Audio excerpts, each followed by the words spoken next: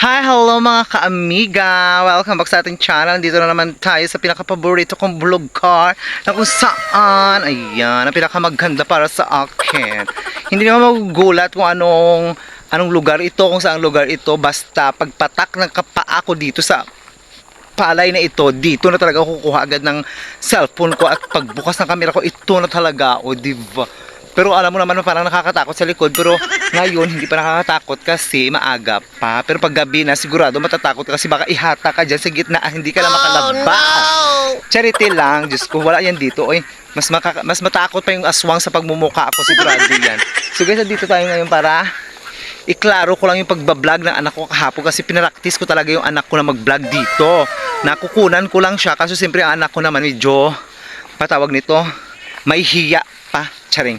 Hindi, syempre hindi niya pa alam kung paano magsalita ng tuloy-tuloy, yung hindi pa ulit-ulit, no, di ba? Nagmamaruno ka, magaling-galing, kaloka. So guys, update lang tayo dito sa Umarika ng aking kapatid, di ba? Always niyang sinasabi, hi, hello mga ka-Umarika. O ayan, follow niyo lang, dala endorse na naman sa ano ko, oy, sa followers ko na si Joy G Vita, o di ba? Follow niyo yan siya. So ito yung sa background ko naman, yung palayan nila, o sa gawa yan ng second cousin ko na si James Gomez. O, diba? Kapatid niya yon. So, guys, ipakita ko lang na malapit na siyang, ang tawag nito, malapit na siyang anihin. Kasi yung damit ko at saka yung palay parang magkakulay na. O, diba? Parehas na parang anihin na rin ako. O, ay, wait lang. Parang may tao. Sino kaya yan? Parang maganda siya. So, ang ingay-ingay, di ba? Kasi maraming itik. Parang ang sarap nga kukunin yung mga itik dito dun sa likod. Kasi, wala kaming pang ulam. Charot ko. So ba yun? Uy, may kasalubong ako pero parang hindi ko kilala. No. Parang si Bibi. Bibi nga.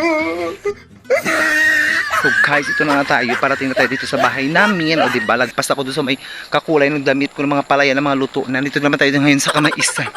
Diba, paulit-ulit lang yung background ko. Pero syempre, mas maganda yung paulit-ulit. At least nakikita nyo pa rin kung nagbago ba siya o hindi. O gumanda ba siya o hindi. Pumangit ba siya o hindi. Ako talaga pumapangit dito. Ikinis talaga itong video na to. Charot. Nahingira ako kasi nagmadali ako.